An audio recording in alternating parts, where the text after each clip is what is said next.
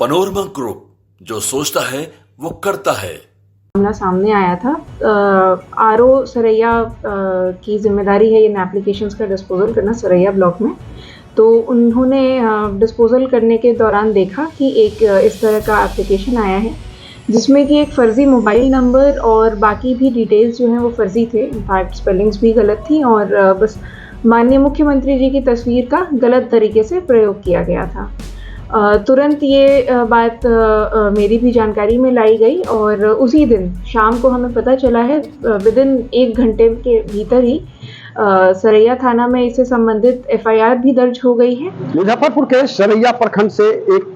बड़ा मामला सामने आया है, जहां फर्जी तरीके से बिहार के मुख्यमंत्री नीतीश कुमार के आवासीय प्रमाण पत्र बनाने का मामला जो है वह सामने आया है, जिसके बाद जिला प्रशासन हरकत में आया है और अब पूरे मामले को लेकर सरैया थाना में राजस्व अधिकारी के द्वारा प्राथमिकी दर्ज कराई गई है, जिसके बाद अब पुलिस मामले की जांच में जुट गई है। आपको बता दें कि दरअसल सरैया प्रखंड के जो राजस्व कर्मचारी है उनके पास एक आवेदन आया, जिसमें बिहार के मुख्यमंत्री नीतीश कुमार का आवासीय प्रमाण पत्र बनाने को लेकर आवेदन आया था और उसमें फर्जी मोबाइल नंबर था, जिसके बाद जिला प्रशासन हरकत में आया और वरीय अधिकारी को पूरे मामले से अवगत कराते हुए अब सरैया थाने में प्राथमिकी दर्ज कराई है, जिसके बाद पुलिस मामले की गंभीरता को देखते हुए जांच में जुटी हुई है। और पूरे मामले को लेकर एसडीएम वेस्ट श्रेया श्री ने कहा है कि बीते दिनों सरैया प्रखंड में राजस्व कर्मचारी के पास एक आवेदन प्राप्त हुआ था, जिसमें बिहार के मुख्यमंत्री नीतीश कुमार का गलत तरीके से आवासीय प्रमाण पत्र बनाने के लिए आवेदन प्राप्त हुआ था। अब उस मामले को लेकर राजस्व कर्मचारी के द्वारा सरैया थाने में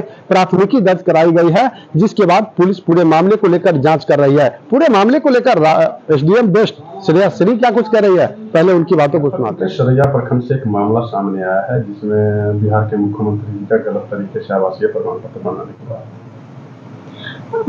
ये पिछले सप्ताह 28-29 जुलाई के बीच में जो है ये मामला सामने आया था।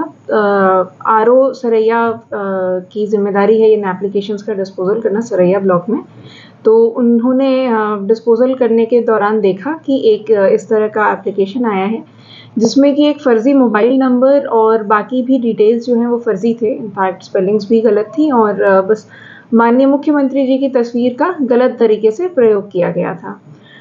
तुरंत ये बात मेरी भी जानकारी में लाई गई और उसी दिन शाम को हमें पता चला है विदिन 1 घंटे के भीतर ही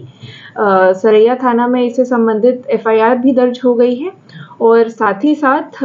जो हमारा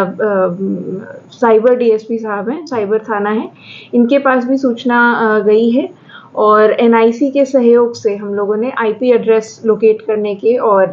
जो इंटरनेट सर्विस प्रोवाइडर हैं इन्हें लोकेट करने का काम किया गया है। इसके फर्दर जो है इसमें फर्दर कार्रवाई जो जांच की है वो पुलिस के स्तर से की जा रही है और फर्दर डिटेल्स जो हैं आपको कि जांच में यदि किसी की पहचान हुई है तो उसकी जानकारी साइबर डीएसपी साहब बेहतर दे पाएंगे। तो आपने सुना कि पूरे मामले को लेकर एसडीएम बेस्ट श्रेया श्री क्या कुछ कह रही थी। आपको बता दें कि यह पूरा मामला जो है 29 जुलाई का है, जब सरैया के राजस्व कर्मचारी को एक आवेदन प्राप्त होता है, जिसमें बिहार के मुख्यमंत्री नीतीश कुमार का फोटो लगा हुआ होता है और उन्हीं के नाम से आवासीय प्रमाण पत्र बनाने के लिए आवेदन जो है वह राजस्व कर्मचारी को प्राप्त होता है। जैसे ही यह आवेदन राजस्व कर्मचारी को प्राप्त होता है, प्रशासनिक महकमे में हड़कंप मच जाती है। राजस्व कर्मचारी पूरे मामले से अपने वरीय अधिकारी को अवगत कराते हैं और फिर पूरे मामले की सूचना जो है वह सरैया थाने को देते हैं, जिसके बाद अब सरैया थाना की पुलिस पूरे मामले में प्राथमिकी दर्ज कर उन आरोपियों की गिरफ्तारी के लेकर कार्रवाई कर रही है, ताकि जो जिस तरह से यह हरकत की गई है, किसके द्वारा की गई है, तो तमाम चीजों पर जो है अब सरैया थाना की पुलिस मामले की जांच में जुटी हुई है और साफ तौर पर उनका कहना है कि जल्द ही आरोपी जो भी हो उसकी गिरफ्तारी सुनिश्चित की जाएगी। न्यूज़ फाउंडेशन के लिए मुजफ्फरपुर से मणिभूषण शर्मा की रिपोर्ट।